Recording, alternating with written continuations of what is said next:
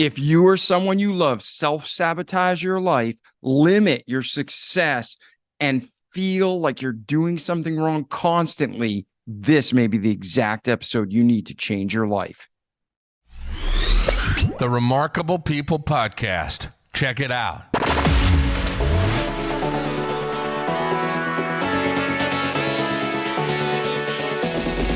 The Remarkable People Podcast. Listen, do, repeat for life.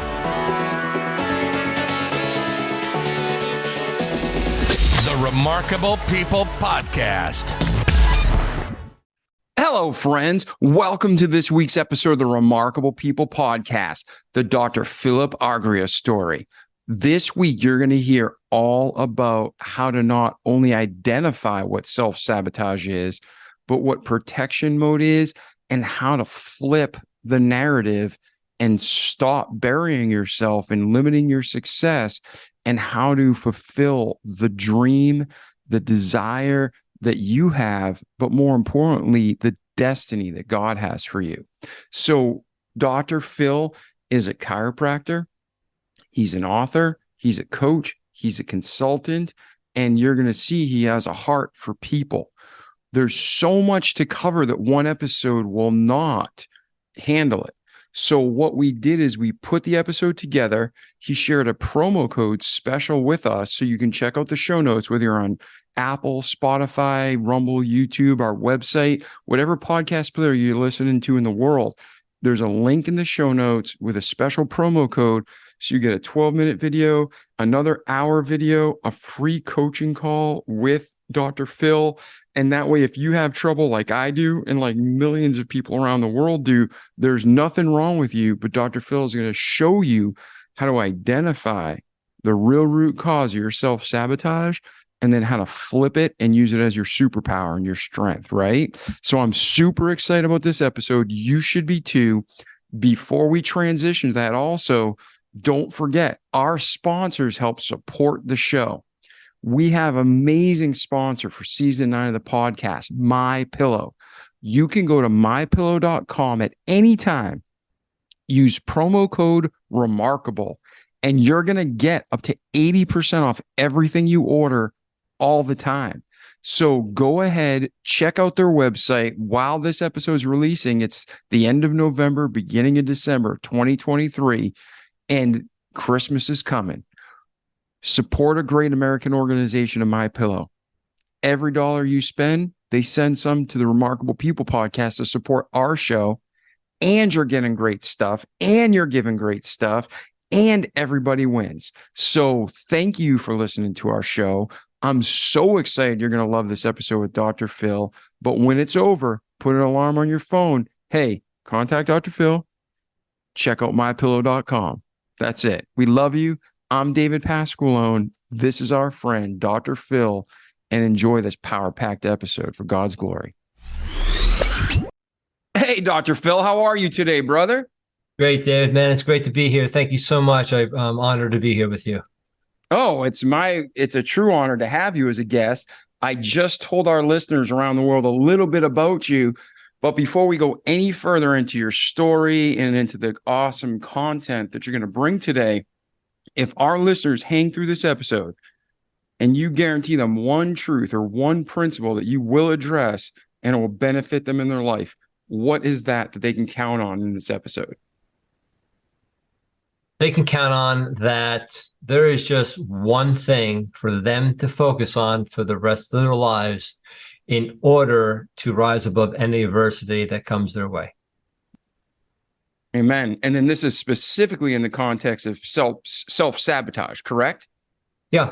Whatever they're coming, when you have an adversity or some type of challenge coming in, there's always a protective state that you put yourself in. That's one trait that they were born with that's protecting them.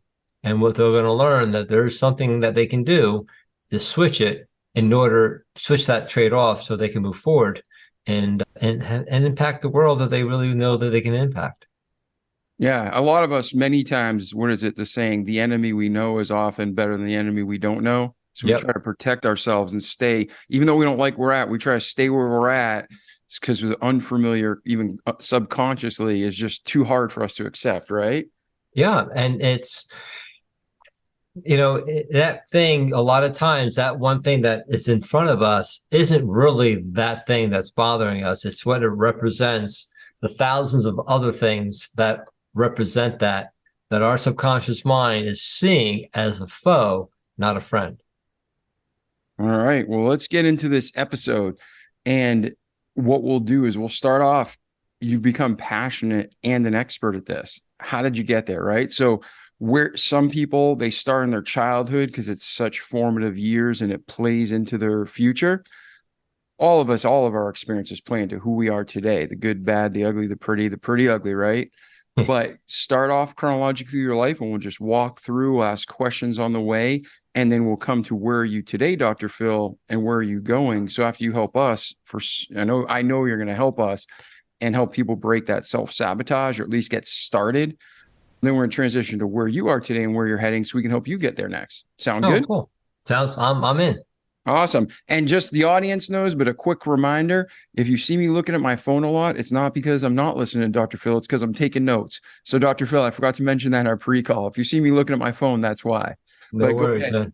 Where were your origins? Where are you from? What was your upbringing like? Brothers, sisters, aunt, uncles, orphanage? What was Dr. Phil's past like? So I grew up in a family. My mom was Italian, my father was Greek, and I have one brother who is about 6 years older than I. Lived on the shore in New Jersey, grew up there, and it was a typical European, growing up where, you got in trouble, you got your butt kicked, right? To make sure you keep yourself in line. And so, yeah, it was an interesting childhood. And So going through at the high school, I went to the University of Scranton up in Pennsylvania, and I was interested in becoming a surgeon. And I realized that during one of our labs, you had to, dissect a shark, and I was gluing the cranial nerves back on the shark because the shark's all cartilage, and you had to have a lot of patience. I realized, don't think this is really what I should be doing. And so I was kind of confused. And then I know in the past, my own family, my grandmother had cancer and she was cured through nutrition. And I went to a chiropractor when I was injured. And so we were understood more about a holistic approach. So I thought about maybe being a chiropractor. And during the process, people go, you're going to become a backcracker. And I used to get on the defensive and I had no idea why. And so I looked into it and I realized that, a friend of mine, his father was a chiropractor, and we happened to go up to his house up in the Poconos in Pennsylvania. And he kind of asked me what I really want to do. And I told him what my passion was. I like to work with my hands, and, my grandmother was cured and all these other things. And he says, you have a thought process of a chiropractor. So I thought about it and I decided to go to chiropractic school and did that in St. Louis in Missouri. And from there, that's where I started to really look at things in a much different way. Yeah. And what year was that roughly? Because chiropractic medicine is so valuable, but even today, it's still sometimes people are ignorantly, they don't think it has value. Oh, man, it's back in the 80s, man. So, yeah, it was, I graduated in 1985. And yeah, so, yeah, that was not looked upon that well. But, when I first started to practice, I went out and I just promoted myself. I did things differently. I always looked for new things. I was one of the first persons to have like a massage therapist. I was one of the first guys that had a multidiscipline clinic where I had medical doctors working for me. But my passion was sports. So I was focusing on sports chiropractic, and the athletes really saw a difference in that. And so that's how I built my practice as well. I did from national, international sporting events. And so, after the second year being a practice, I stopped defending my practice, my profession, because, there's always people out there that's not going to show your profession well. So I had to show them the part of me and how passionate I was and how we could help people in different ways. So I went out and I took a lot of different techniques. It wasn't just an adjusting. I did a lot of muscle work. We worked with rehab. I had physical therapy, always trying to build my practice up to being the higher standard than everybody around me, and how I could help more people in a much faster and quicker way. And when you were doing this, what were your parents' reaction? Were they just like, follow your dream? Were they like, what are you doing? Because you were going to go to school to be a surgeon. What was their reaction? My parents tried to talk me out of it. They were like, because back then I had, a little ADHD and I wasn't really focused too well. And I really didn't have a mentor, and I just tried to figure it out on my own. And I said, no, this is what I really want to do. And they supported me.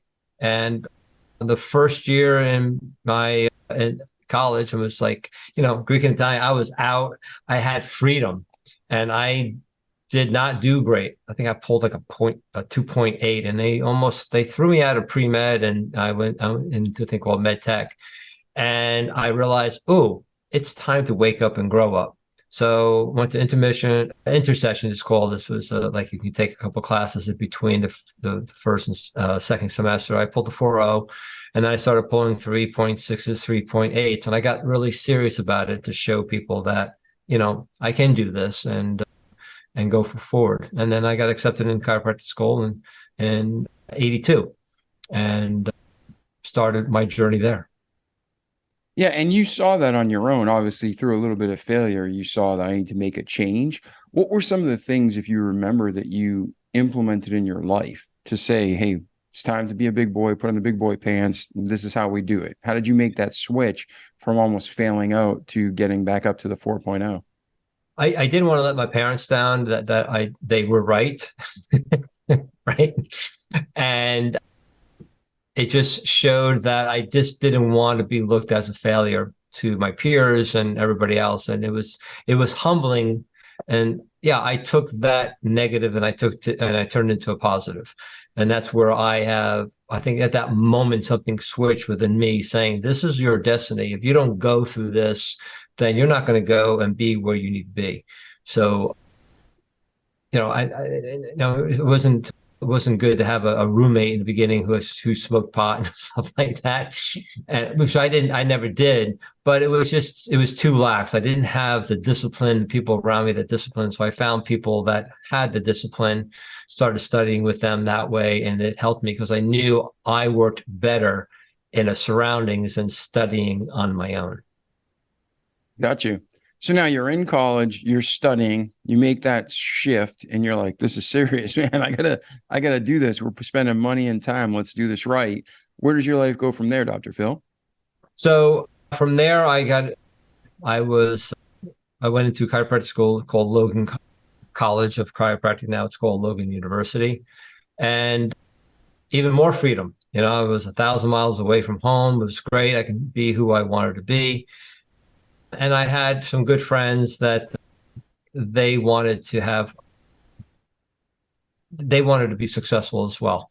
So during that process, during the chiropractic situation, the experience, I was able to really focus on my studies and do well in that area. And near the end, we actually created a sports. It was called the Red Badge, which means you had an expertise in something. And we created a sports medicine Red Badge, and we created all the curriculum for that, and it's still there. So when I got out of chiropractic school, I went to Peoria, Illinois, which was it's an interesting experience. It wasn't that great, but I got myself there I practiced there with somebody for about a year and then said, I'm going back home and just starting my own practice. And that's what I did. Before that, I hired a management company for 6 months to show me how to have a successful practice, and I followed exactly what they told me what to do. And as soon as I started, I was successful my first month, and I started to continue doing that. And from there, I went from 850 square foot clinic to 1,700 square foot clinic to a 3,000 square foot clinic over like 3 or 4 years. Yeah, that's great growth. That's amazing. So you made a point that you bought into a program, You listened to what they had to say, but then you applied it, right? Yeah. Talk to our audience about, because this ties into what you're doing today.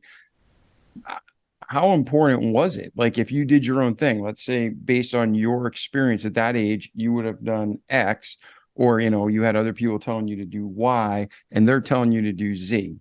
How important was that mentoring and coaching? I always tell people a good mentor will take 10 years off your learning.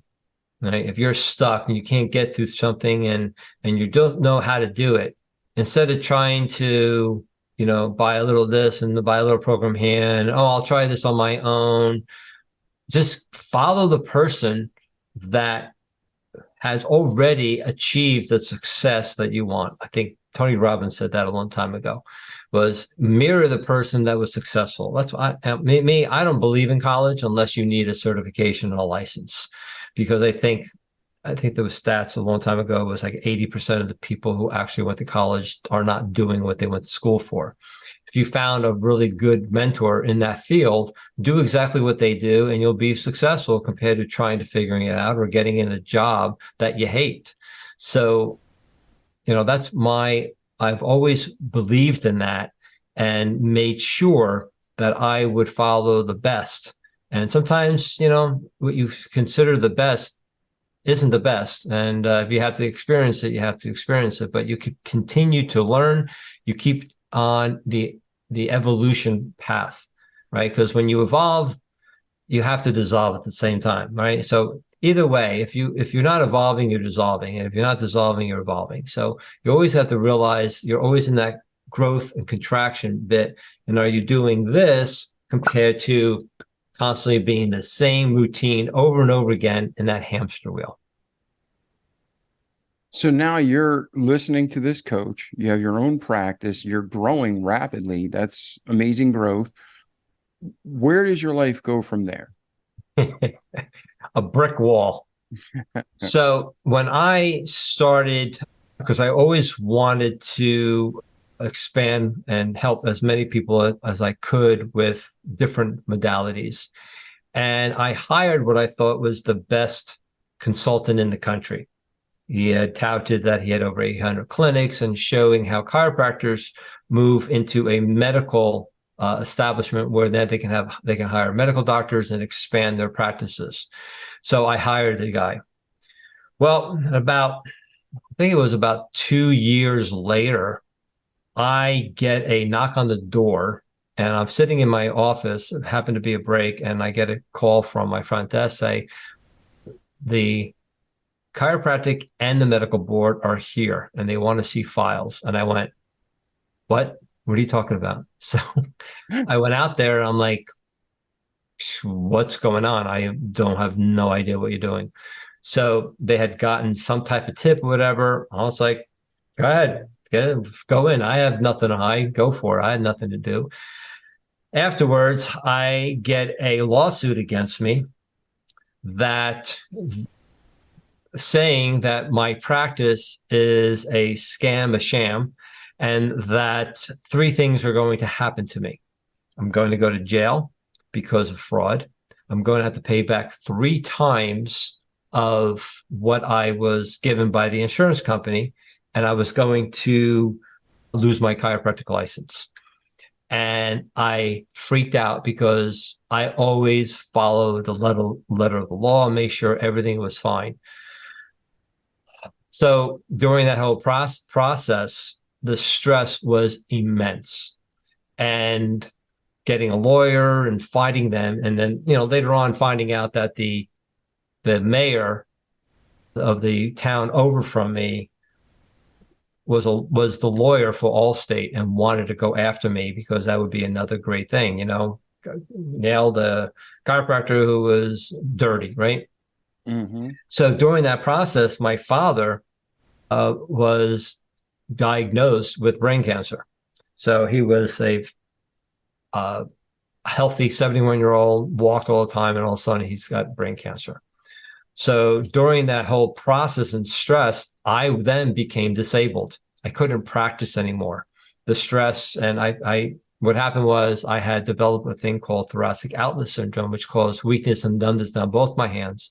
I had carpal tunnel in both hands. as well as I used to get out of bed feeling like I was walking on glass. And I was in my late 30s. And during that whole process, I had to go on disability because I couldn't adjust anymore. It was too painful. And so, oh no, I'm sorry. Before that, I was, because of other, that end of it, 7 months later, my father had passed away. And because I was focusing all on him and everything else, I was going to different places, different doctors. I left my practice to another chiropractor, my office manager, and my practice died. So now I'm trying to revive that along with everything else. And during the process, they finally realized that I did nothing wrong. Nothing ever happened to my chiropractic license. Everything was fine.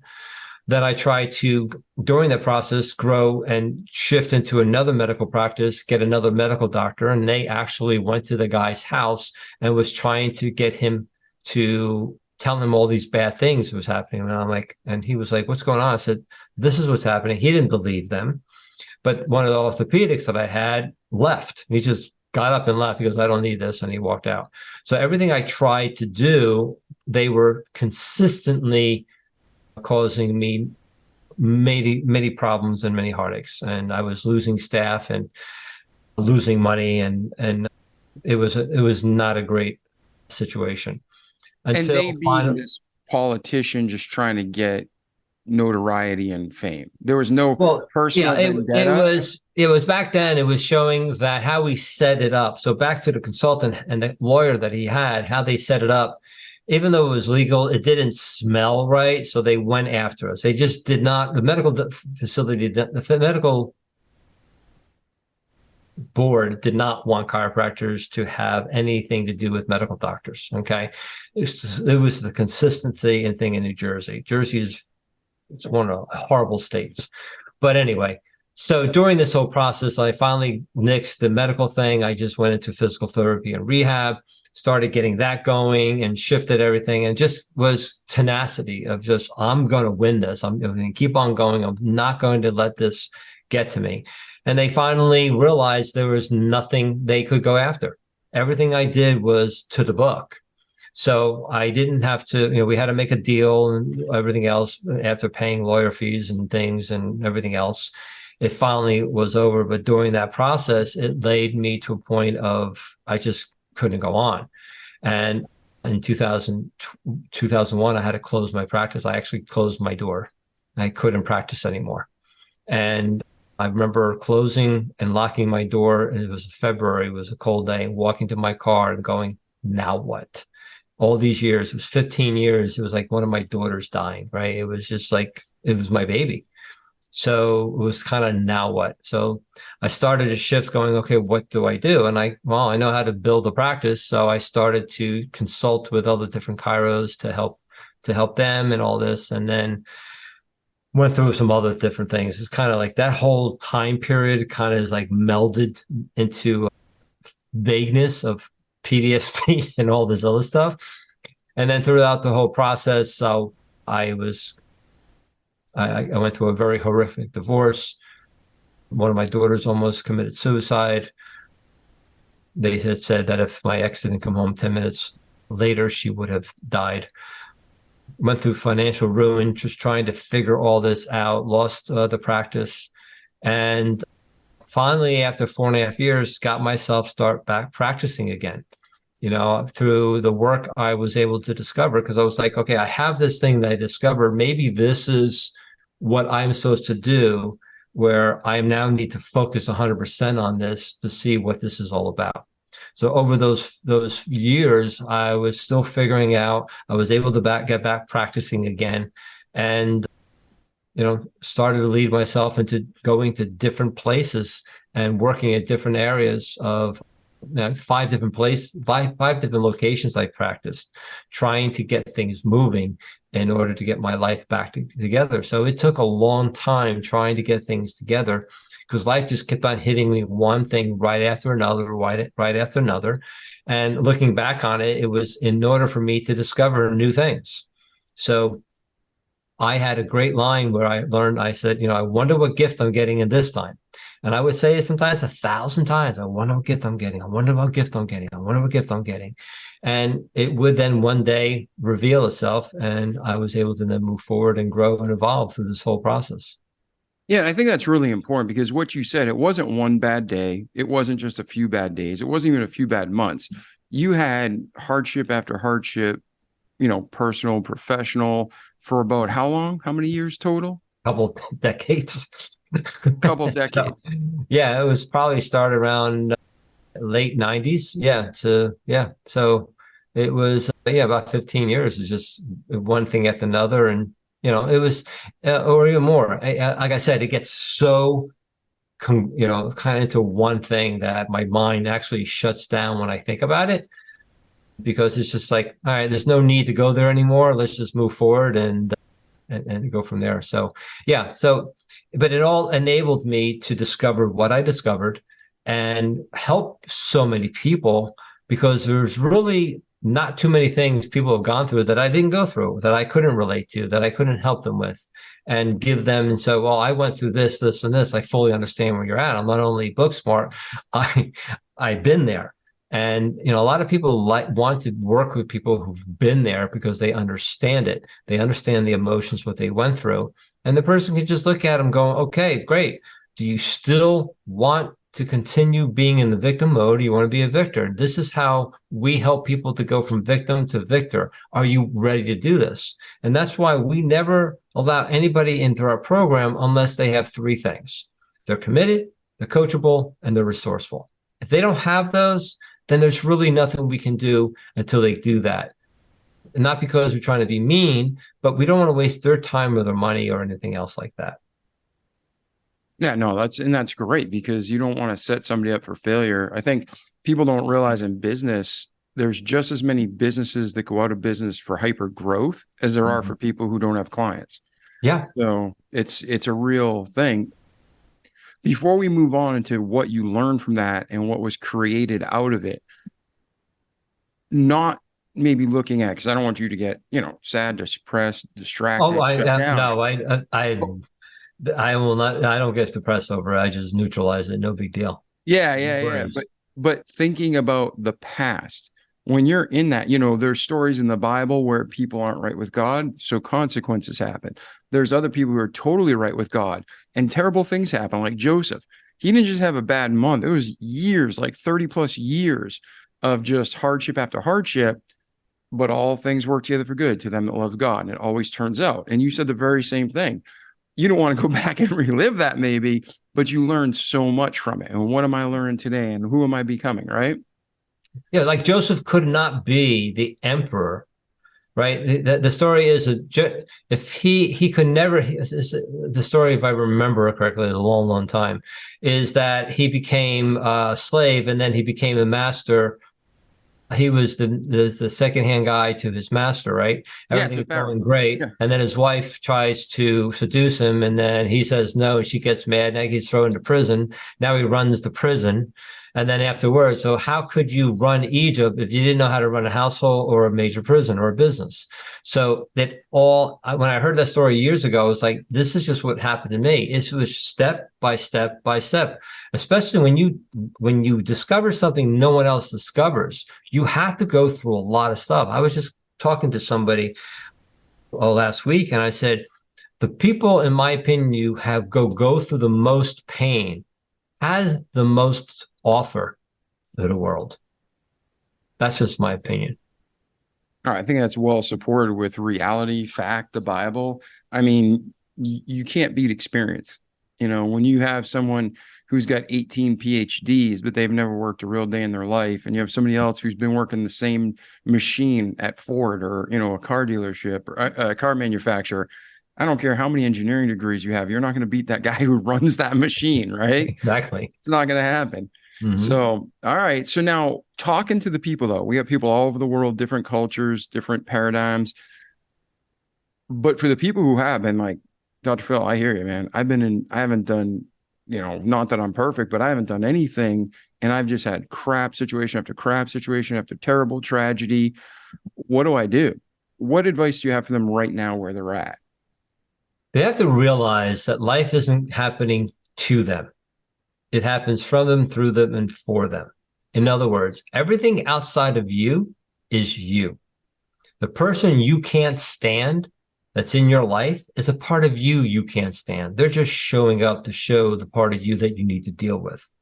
So all I tell people is this: everything that happens to you is just an experience. It's not good. It's not bad. It just is. If you can get to the point of going, okay, whether or not you believe in God or the universe or your higher consciousness, going, okay, this has been brought to me. This has been co-created by me and the universe in order for it to benefit me, to be a detriment to me, or it just is. If you can look at everything that ever has happened to you as a benefit, there's nothing to be upset about. Okay. So obviously, if it's in your life, you can handle it.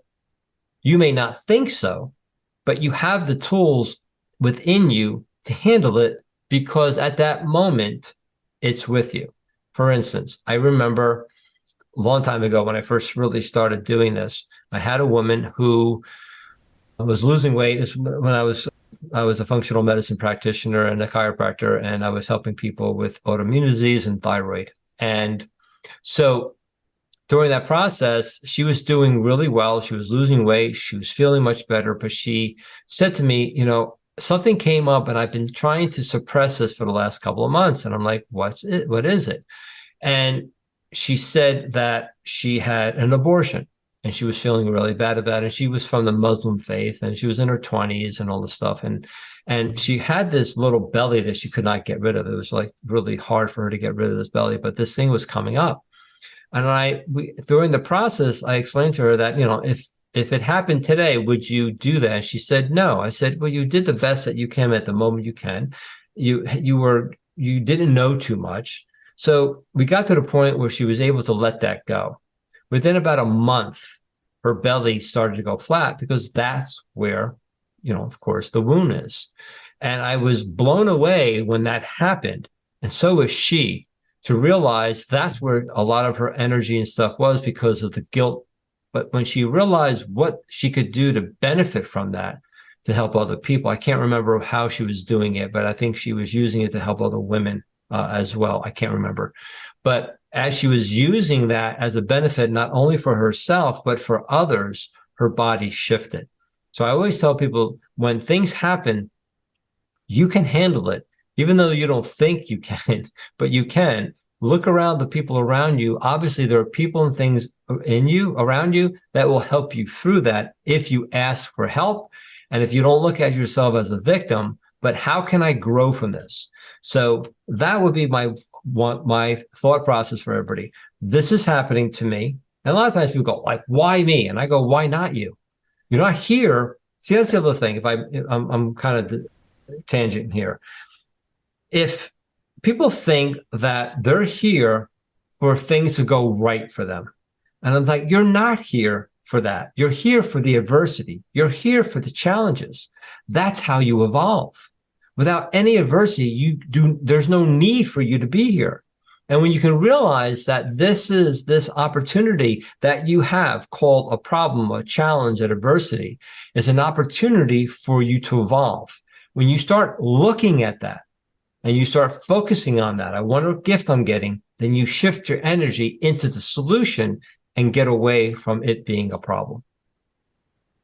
Yeah. And I think one of the things I want to discuss with you and our listeners is suicide. Like you mentioned, one of your daughters, we don't need to go into the details, but some people, they're asking themselves your question, what can I learn from this, right? How can I grow from this? And they're such in a dark or bad place, they don't see any hope. They don't see a solution. And people get tricked by saying to make a long-term decision and commit suicide for a short-term problem. I just like 2 days ago met a guy. We're playing cards, having a great time. And we walked out, continued the conversation. And he was telling me how just a year ago, he was about to commit suicide. He came down to Pensacola to end his life. and then just circumstance after circumstance, person after person God put in his life. And now he has a great life and he's thriving in every area. And we're sitting there laughing together for an hour, right? Mm-hmm. So for the people who look at like, I don't see why this is happening, I can't imagine any good coming from this. What advice, because there's somebody right now listening, I know somewhere in the world, what advice do you have to that specific person to stop that bad path and to turn to hope? A lot of times, too, there's two things that's happening to the person. Number one, behavioral and chemical. People don't realize the chemical end of it. The person might have a deficiency in dopamine or serotonin, so they can't. It's like they can't get out of it because it's like you ever try to read about. I don't know if you have the problem because you're pretty much structured and everything else, but there are the people where I may go, "Hey, look, I want you to read this chapter." And they're like, I don't want to read this chapter. That's behavioral. But there are some people that are like, I try to read this. It just wasn't, I couldn't get it. I just couldn't focus. At that moment, that's chemical. I don't care what technique you're giving. It's chemical. You just can't absorb it. So a lot of times people have some type of nutrient deficiency where they can go into a depressed state. It's what they're eating, what they're drinking, causing an inflammatory reaction at that moment. So a lot of times is at that moment, if they're in that dark state, you just got to reach out for help. It's not that you are weak. The strong person reaches out for help. The weak person doesn't, right? It's easier just to lay there and do whatever compared to asking for help, because in their mind, in my opinion, and I'm not saying this is for everybody. I'm not a psychiatrist or psychologist. I'm just saying is at that moment, it's easier to not ask for help than to do it, because in their mind, asking for help is more painful than doing nothing. Yeah. I don't know if that inspired anybody, but that's just what came to me. I don't know if that's helpful.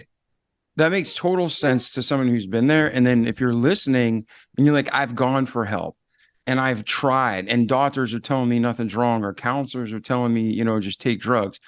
What Dr. Phil's saying is, if you get advice from someone qualified and godly, that's the ticket, right? But, there's a lot of bad doctors out there and there's a lot of bad counselors. A lot of it's traditional where it's just, medication. I cannot tell you how many people I've worked with chronic illness, like chronic fatigue and other things, and where the traditional medicine was just like, I don't believe you. All the tests are normal. You're faking it. It's mental. Or basically that, take this medication compared to going to someone who's functional medicine, who will actually look at you in a functional way, find out what nutrients that you are deficient in that could be causing this. Because at that moment, there's nothing really wrong with you. You're just protecting yourself. Because there's only two things we do. We protect, we grow, we contract, we expand, we give and take. We're vibrational beings. So at that moment, you're just in a contraction. You're protecting yourself. So the question would be, if you want to write this down in your audience, is why am I protecting myself? That's all you're doing. When you're in that situation, you want to protect yourself. And at that moment, suicide is a protection. It gets you out. Or taking a drug, or, smoking crack again, or eating your favorite foods, even though you're going to be in pain, or other things. Or, if I go to a functional medicine doctor, my family think I'm nuts, or whatever the case may be, those people. But you have to really start going in with yourself and finding out at this moment, what do I need? And what do you need, not focusing on everybody else's needs. Yeah. And if you have a PhD in your body that no doctor or, any practitioner of any sort has. So if you're going to the doctor just because they can't find it, doesn't mean there's nothing wrong. I mean, I can't tell you, I had a tumor in my head that they said for over 8 years, nothing was wrong. I was a hypochondriac. Mm-hmm. And then I had an infection when in my 30s, it was killing me. They told me to make out my will and get my affairs in order. It was poisoning my whole body. And I knew it started with a dentist. Took 4 years to figure that one out. And then I just found out 2 years ago that I have a genetic thing where I have something with my blood-brain barrier. You probably know exactly what it is, Dr. Phil. But basically, I've always had low-level depression my whole life. But that was the cause. And that's why like pain meds and drugs and even alcohol, never got drunk in my life. Doesn't ever affect me. I could drink 10 shots in a row in like 10 minutes. Didn't Right. even feel a buzz. And that's the chemical part that I'm telling you about. Yeah. So that's what I'm saying. Right. So if you're having these issues, talk to Dr. Phil and talk to good practitioners like him. Don't give up on yourself. Don't fall into the lie of suicide. There's real reasons out there. You just kind of got to go and find them. Yeah. And you want to look for docs, whether nutritionists, whatever, that are focusing on functional medicine, and they're out there. You got to look for them. I don't practice anymore. I don't do this anymore. I'm just more of a self-sabotage specialist. I don't practice any longer, but it's focusing on more I mean, we have Google out there. You have all the information that you need. Well, how can I do it? Don't try to be your own doctor, but try to find docs or people in you that are doing natural therapies, that are getting away from just being on drugs and focusing on, instead of maintaining your disease, you need to start helping your body to reverse it. We've reversed many diseases throughout my time. I remember one lady, when fibromyalgia started coming out. I don't know if you remember that. That was, they were like, "Oh, that's in your head." Yeah. To this day, people say it's in your head, or we don't know what's going on. Take drugs. You just got to learn to live with it. I mean, I don't really know of any doctors in the medical profession doing anything besides ignoring or medicating. That's medical function. I had very high success rates with fibromyalgia patients, because not only did we help them, because it's an inflammatory reaction going on in the body, and also stress. Stress will cause that inflammation in your body. You need to deal with both at the same time, right? So I remember her saying, "I wish I had cancer, because then I can show my family I'm not faking it." But as we started working with her, she started feeling much better, and she was able to function much more effectively. And I just basically said, don't worry about what they think. Get yourself better, focus on you. Because a lot of times our own family or our loved ones project their fears upon you. You're going to do what? You're going to go in your own business? Oh, I wouldn't do that. I wouldn't do that. Yeah, you wouldn't do that because you can't, you're not creative. You wouldn't take risks. Or, oh, when are you going to stop this nonsense and get a real job, right? I don't know if anybody out there has ever heard that one before. So you just got to never give a goal of what you're looking for to somebody who will never unconditionally support you. Now, unconditional doesn't mean, yeah, go for it and, lose all your money. It's called, okay, great, I support you, but do you have a mentor? Or what's your plan? Do you have it, or are you just going in, winging it, and thinking you deal with it? So there's that difference between, supportive and, taking too many risks. But you got to go with what you and God and what's inside you is saying, but finding people that will support you in that, and don't feel that you're doing it alone. Yeah. Okay. So getting back on to the story and kind of re-guiding, that was my derailing, but I think that helped. So thank you. Your practice is attacked. You finally prove, it's not you, but then at the same time, you're exhausted. You're like, I'm going a different direction with my business, and I'm going to try something new. Where does your life go from there, Dr. Phil?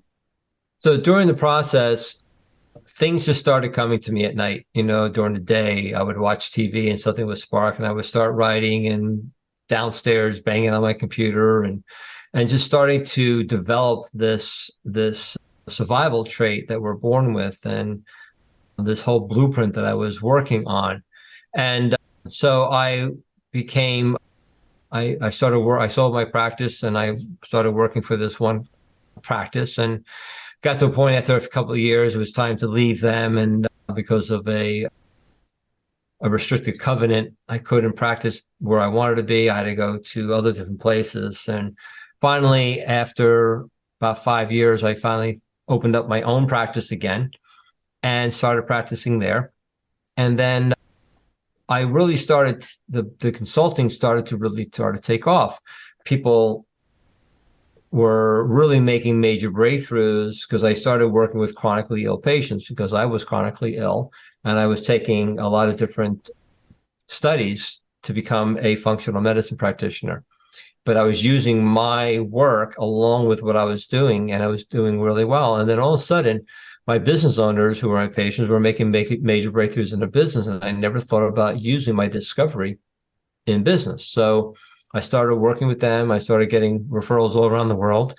And then I decided to write my book, wrote that, and then things started going. I created an online course, and I started creating one-on-one coaching, and to a point where then I finally, after a while, went, okay, about 2-3 years ago, it's time to close my practice and do this full time.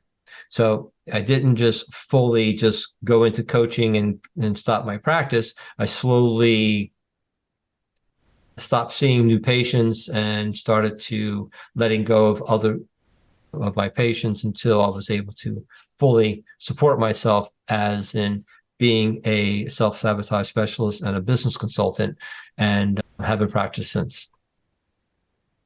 Beautiful. So now that's where you are today. And then we're going to transition to where you headed next at the end of the episode. Mm-hmm. But talking about what you do, there's such a, I mean, I don't have true numbers or statistics. You might, but there's such a high percentage of even achieving individuals in the world, high achievers, that self-sabotage or limit their success. You know, somebody might be perceived as having great success and they're limiting what they could have. Or there's someone who's working at a career they hate, or they're making minimum wage and they have so much potential. It's oozing out of them. Everybody sees it but them, right? So what does your talk about your program, what it is, what it does, who it's for, and how it can help these people just struggling with self-sabotage? So one of the things that really shifted me is, I remember I woke up middle of the night. It was pitch dark. It was like someone get infused like 5 Red Bulls in me. It was like, and I was like, I can clean my house not once, but twice in an hour. Right. So I was like, all right, I'm up. So I go in and I sit down at my desk and I open up my drawer and I find my old goals from 5 years prior. I was all excited. I was like, yeah, all right, I'm going to see what I did. And I went through each and every one of them. And at the end, I didn't accomplish one damn thing. I was like, what is this? I was like, are you kidding me? I said, what's wrong with me? And when you're sitting in the dark and silence for a while, it's just something inside just kind of said to me, said, they're not telling that they're not. Okay, what did it say? It basically said, you're not being taught something. That was it. You're not being taught something. And from there on, I started to follow this whole path of trying to understand where my soul was shifting me, right? Kind of shifted into this.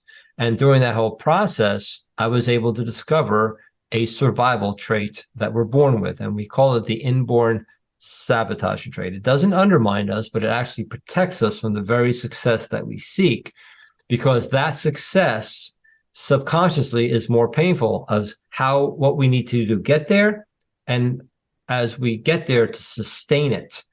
So our subconscious mind is saying this is too painful, so we then go into our ineffective behavior, so we never get to that. So when I first found that, I was like, this is too simple. There's no way. So I went out to try to disprove it. And over 30 years, researching thousands upon thousands of people, not only was I able to prove it, I found a way to switch it off instantly, and it works 100% of the time. Now, I'm from New Jersey. You tell me this works 100% of the time, I'm going to say BS. Okay?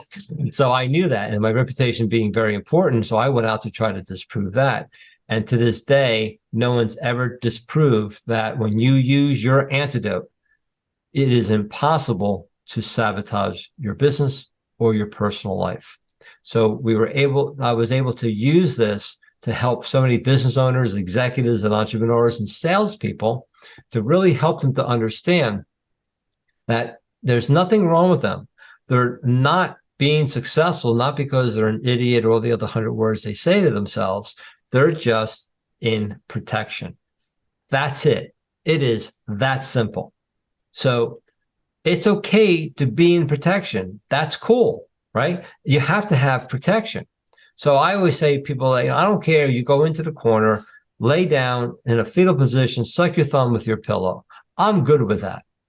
But the question is because that's all you are doing, you're protecting yourself. But at that moment, you're just protecting yourself. That's it.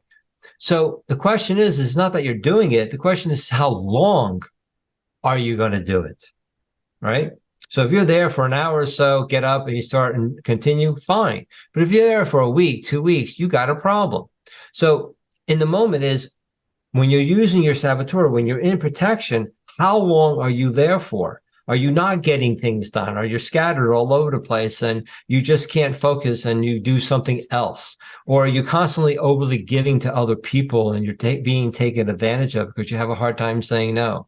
Or you can't express your brilliance because you don't want to feel stupid or embarrassed, so you keep it to yourself, and so many other things. At that moment, you're just protecting yourself. But as soon as you understand that one trait, so when you start to release your personal professional power and you hit that wall, and then all of a sudden your saboteur will kick in to protect you. So imagine hitting that wall. And as you start to slowly contract, knowing the one trait that is doing that, and then using the antidote, the exact opposite, immediately you now go into growth like this compared to the hamster wheel over and over again. So we have group coaching courses that help those people to help them to understand where they're going and how to move past that. We guarantee our results, and we have 100% money back guarantee on that as well. And what kind of results have you seen over the years? Like how many clients have run through the program? We've had hundreds of people go through the program. We've had startups helping them to understand why they weren't getting past where they're going. Or we've had multimillionaires understand why they couldn't get to the next level. We've had veterans with PTSD understand how to use their antidote to decrease their episode of any outrage.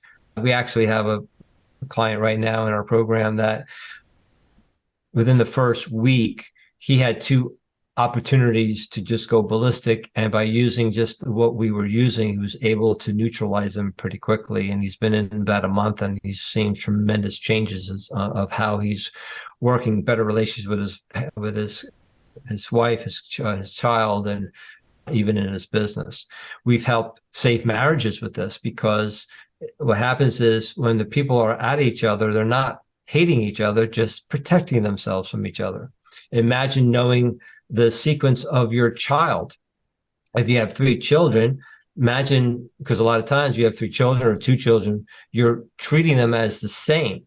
But imagine knowing their sequence and know exactly how to help them on a subconscious level by using their words, and we see shifts.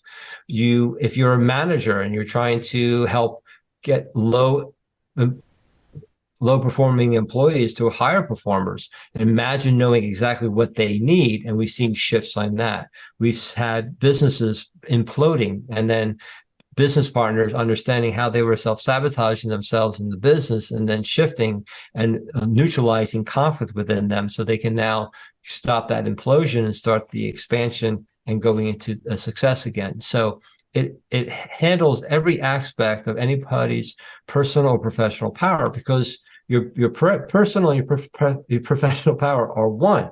So when you use your saboteur, both are affected. But when you use your antidote, both are affected at the exact same time. And from what I understand, this is far different than just a personality test.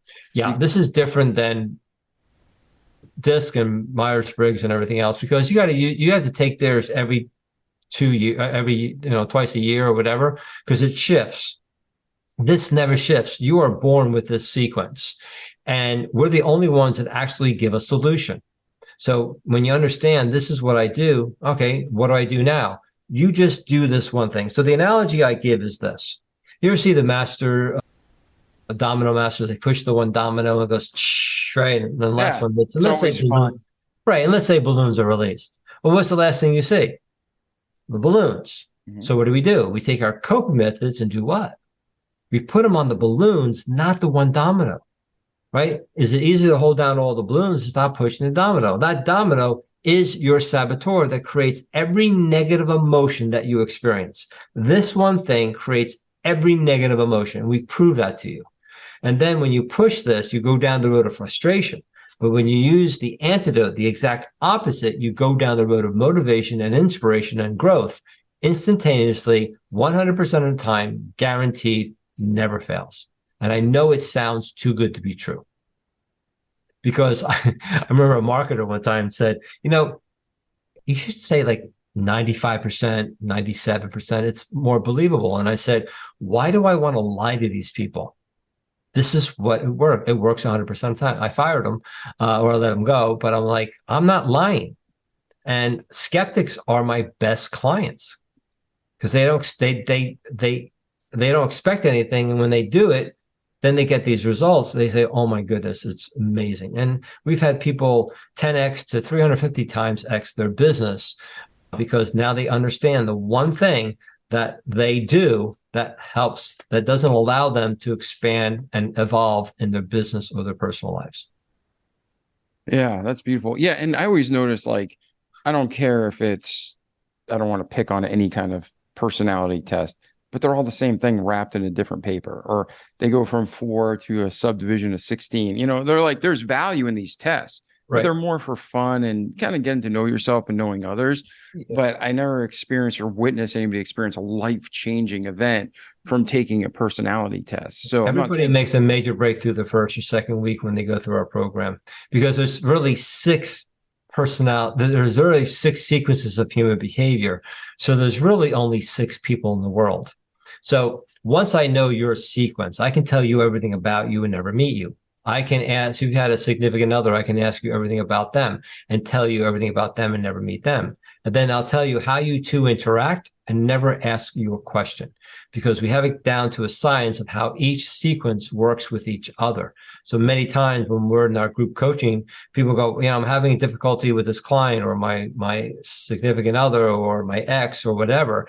And I go, okay, we figure out their sequence, and then I tell them exactly what to do based on their antidote and their sequence to the other person's. And they come back going, it worked like a charm. And I never met the person. As long as I know their sequence, I can tell people exactly what to do to neutralize conflict. Yeah. And you have a great video we're going to tell our listeners about. You get a free offer. They can, use a promo code. We'll put in the show notes. Mm-hmm. They can check out a free class. I think it's only like 12 minutes. Then you have an hour video that explains the program in more detail. And then they can have a personal coaching session with you, all for free, just by using that promo code. So we'll put that in the show notes, talk about at the end of the episode. Yeah. But for you, and there's 6 types, and this is all easy peasy for you. Other people are sitting here like, yeah, that's going to work for everybody, but it won't work for me. Like, I'm going to throw money at the wall. It's another person making me promises. Mm-hmm. You offer a 2-week money back guarantee, right? Yeah. We tell them after the second week, if you feel this is not right for you, you get 100% of your money back. But no one ever asks for the money back because it always works. People see major shifts. And like I said, I've been taken too many times. I've had courses that promised me this and this and that, and never had a guarantee. So I've lost a lot of money with a lot of different courses. So I wanted to put in to make sure that, and that's why it took me a while to actually create a group coaching course, because in my one-on-ones, I did guarantee my results and I was doing well with it. And I wanted to do a group coach. And I was like, I need to have that result. And then after creating this and then seeing the results and people getting the results that I'm looking for. So not everybody becomes a candidate for our program. So we go through a process to make sure that they are a good candidate. If they're not, then we'll, suggest maybe another course or my book or something else they can start out with. But if they are a candidate, then we know that they're going to be successful, because we've already can guarantee them certain things that we're asking them and go, this, and this, we can guarantee that you'll see why this happens, how to shift it and move forward. So that's what we do on our calls. Awesome. And then if we were to give the audience like something they can do right now at home, kind of like an exercise, something for them to help start the process, a catalyst, is there anything, I know I'm catching you off guard with this, but is there anything that you'd recommend that people listening at home, maybe they're afraid to reach out, even check out the link on the website, right? what can they do to kind of start thinking in the right direction, to seeing that this really is a very simple process, but it's made to look impossible? I always say that when you're ready, information comes to you to take advantage of two things. Number one, are you on this podcast, or I'm on this podcast, right? I'm on this podcast and they're listening in. So the question is this an opportunity for me to shift into the new me, or I'm not listening and I'm going into the old me, and I have to realize, why am I doing this? And what happens is people, when I talk with people and they are just like, it sounds, and they start having all this other resistance, I tell them, that's your saboteur stopping you. The saboteur is actually right now stopping you because you're protecting yourself from me at this moment. And they're like, really? I said, yeah, that one thing that you just went over, all this stuff that's been happening to you, you can't get this. And I'm guaranteeing you that you'll understand how to do this or your money back, that you have nothing to lose, right? Except for a couple of weeks. And they're still hesitant. I said, that's your saboteur. It's still deeper. This is stopping opportunities in your life. And people will sit there and go, yeah, I have. Or you're doing this because you're focusing on other people. And what can I use that money to help others? Or whatever the case may be. But at that moment, they are protecting themselves. So when you are hesitant with something, the question is write this sentence down. Why am I protecting myself? Well, this guy sounds like the other guy that I took, and they took all my money. So the question is okay, I sound like the person, am I that person? And what are the differences? How can you see the difference between, and it's just not about me, it's about anybody else that you take. Other business owners have taken courses that they've gotten screwed over, right? Or what are you making sure that they are hitting everything that you want? So I don't know if I'm making sense or not, but I'm just trying to help them to understand that when you don't do anything, you're in protection. Imagine knowing that one thing for the rest of your life, so you can make a good decision and not a decision based on fear, right? So if anything, the thing that you can start immediately is ask, why am I protecting myself from this person, taking this course, buying this car, working out, whatever the thing, taking an app and how to start working out. Why am I protecting myself that I don't want to do this? What is the worst that can happen? When you ask, what is the worst that can happen? And a lot of times people say nothing. And I go, no. There would be, because if there's nothing worse that can happen, you would be saying yes to this. Is what's the worst that can happen? And the question is it possible or is it on probability? For instance, a lot of people go on possibility. This can happen. Yes. Is it possible? Absolutely. But what's the probability of it happening? And when they ask the question of what's the probability, and if it's like, well, 10%. So let's focus on the 90% of it not happening compared to the 100% of possible that it can happen. But it can only be probable of 10%. So I'm going to take the 90 to 10 risk, and it's a calculated risk. Does that answer your question? Or for some reason, I'm telling myself I'm... No. You're doing excellent. This is great information. I was just saying, like, our show is really like kind of practical steps of like, what can they do at home to start the process? But I know you go into your website and the link that starts the process. But for the people who have just been burned so many times and they don't believe and they don't fully understand, even like we talked about protection, right? Mm-hmm. You and I have had conversations, and I've heard you on other podcasts.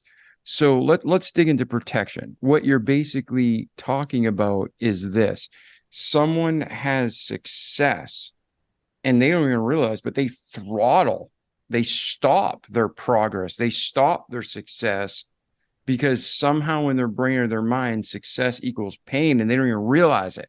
So they're protecting themselves, but they're really hurting themselves.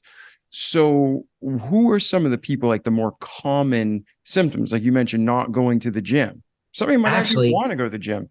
let me go down a little deeper now that it's sparking a little thought process. There are three basic reasons why we sabotage ourselves. Okay, this is what I was able to come up with. The first one is that you had success and then you lost it. So that if you ever get to that success again and lose it, it's more painful. So you never get to that point. So number one, ask yourself, what success did I have in the past that I lost? So even in a heartbreak, you marry somebody, whatever, and the person broke your heart. So you never find that other person again because you never want your heart broken again. Right. So same thing with business, same thing with your personal life. So the question is, I had a guy one time, he had told me that he had this $10 million idea that he shelved. And I said to him, when did you lose your first million? He goes, how'd you know that? So if I had a $10 million idea, I wouldn't be shelving it. He goes, well, yeah, I lost, and I was on the couch of a friend of mine for a year, and I finally got myself back going, and I finally made my business grow.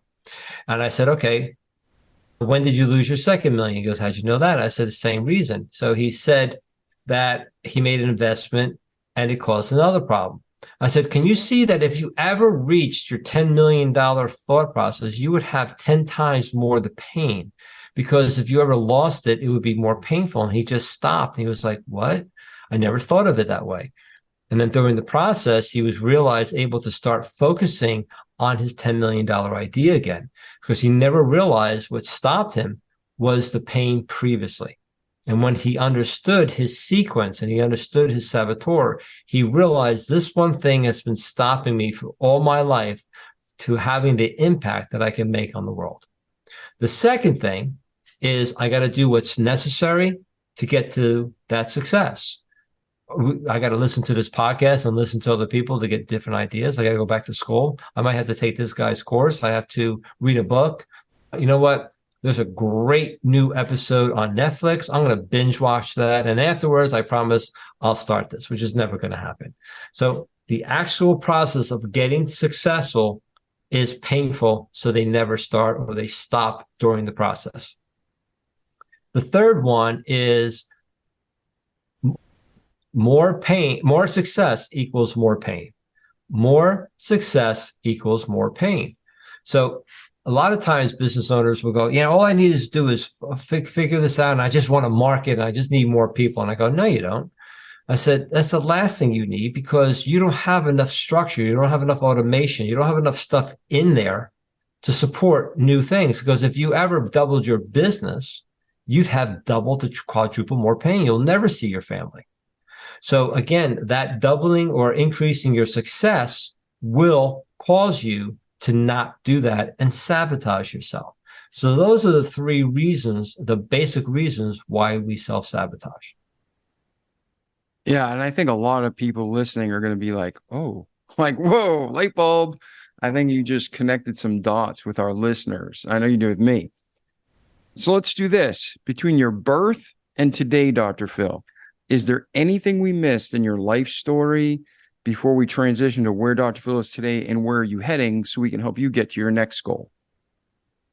No, that's pretty much in a nutshell for 62 years what I went through. So yeah, no, I understand. We could be here for days and not get through a lifetime of a human, but I just meant like anything significant. No, I know. I said enough that I was able to. Those are the majority of things that my accomplishments and the events that caused me to have even more accomplishments, which were my adversities. Beautiful. And we kind of talked about this. Talk about, where are you at today? Where are you heading? How can a listener get a hold of you and reach out and continue the conversation? Yeah, so our focus is now, we shifted into this great new group coaching course that we have, where there's one-on-ones with me, and they have 3 days a week they can come on to coach group coaching, and they have this family community. It's working so well. And our next focus is to scale that into to helping more and more people than we have.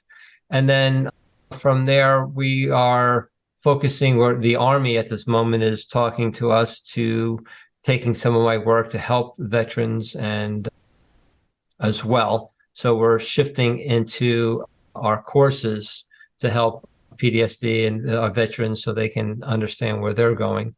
And then we have other different courses, our next levels, to help people in their businesses as well. So the next goal is to do that, but then also offering people that are not business owners, executives, entrepreneurs, and salespeople through my book. They can get that, looking at to writing another book as well, and maybe some other. We have another online course called Rise Above Adversity that gives techniques and other things to help people to rise above adversity. But when we talk to people, we always give them what we think they need at that moment. So that's where we're going.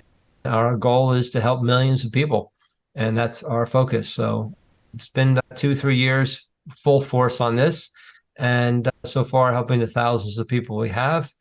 I feel really good about it and can't wait to put a few more zeros of helping people. Yeah, and that's exciting to hear that the military may, hire you to put together a curriculum and work with their men and women, because that is phenomenal. Because we have these patriots who need help, and it would be great to give them real help. That's a solution, dig into the core and correcting it instead of just medicating them with drugs that only cause more issues. So I'll be praying that comes through for you guys. Oh, thank you. And then, ladies and gentlemen, we'll put a link in the show notes, whether you're on Apple, Spotify, the website, whether you're on Rumble or YouTube. Check out the show notes. We'll put a link to Dr. Phil's website. We'll put a link to his program and the free offer. We'll put a link to the book. And then if you have any questions, you'll be able to go through his website. I take it. Is that the best way to reach you, Dr. Phil? Yeah. Yeah, the website.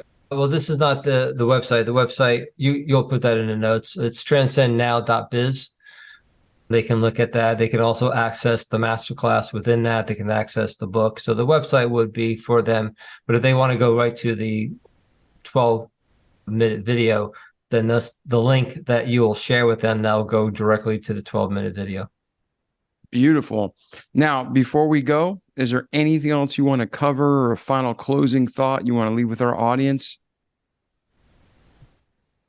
If you're in a really a bind, or you're really feeling down, 2 words that I tell people to do 3 times in a row, it's say, it's okay. It's okay. It's okay. If you can say it's okay, that at this moment that I have an opportunity to move past this, to take this as so many people have. That's why I love watching real movies, real events, because you can see where people have gotten to at a low point and they were able to shift. It's inspiring. So I would start watching inspirational real live events, or like movies and all, or getting on to podcasts like this one and other things, and YouTube, to listen to other people to inspire you every day, to start focusing your thoughts and your feelings into hoping that this is possible, because I have full control over me. No one else has. And if you've given control over anybody else, it's time to take it back and feel confident and secure that you have everything within you, right? Everything's in you. There is no such thing as lack. If you have lack of money right now, it is just vibrating. It's just reinforcing your vibration. You need to, as you start shifting, it's going to take time to grow. If you have a plant and it has like a tree and it has buds, would you chop it down? No. You would wait until the apples are formed. Even though you're starving, you wouldn't chop that tree down. There are things in your life that have buds that are in spring. It just hasn't come to fruition yet. And sometimes you got to make sure, am I giving enough water? Am I fertilizing enough? Am I waiting until there's a good enough sun, until it finally is time for it to be create a fruition? Sometimes you're so close to success that you may just give up, but don't. Just keep on following. Don't let anybody get you off your path, because that's what you need to do. And you are where you are because that's where you need to be to get the benefit out of that experience so that you can move forward to not only help yourself, but others. Excellent. Thank you. Ladies and gentlemen, this is our friend, Dr. Phil Agrios. And Dr. Phil, thank you for being on the podcast today. We truly appreciate you being here. I appreciate this, and I hope this was valuable for you and your audience. Absolutely. And ladies and gentlemen, you know our slogan. If you haven't listened to the podcast before, and this is your first time, it's exactly what Dr. Phil's been talking about. Listen to great content like this. Do it. Repeat what you need to each day so you can have a great life in this world and, most importantly, eternity to come. So I'm David Pasqualone. This was our remarkable friend, Dr. Phil. Dr. Phil, thank you again. Thank you. I appreciate you. Oh, appreciate you too. And ladies and gentlemen, reach out to Dr. Phil. Check out his free promotional offer on the link that's in the show notes. Check out his website. If you have any questions, let him know. Share this with your friends and family, because there's a lot of us who struggle with self-sabotage. And let's hear the stories. Write us. Talk to Dr. Phil. Show us how this show helped change your life for the better and help other people change too. So we love you. We'll see you in the next episode. Ciao. The Remarkable People Podcast. Check it out.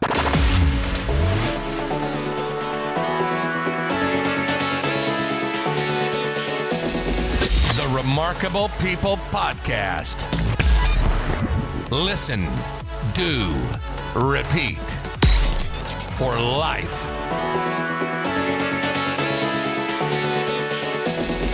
The Remarkable People Podcast.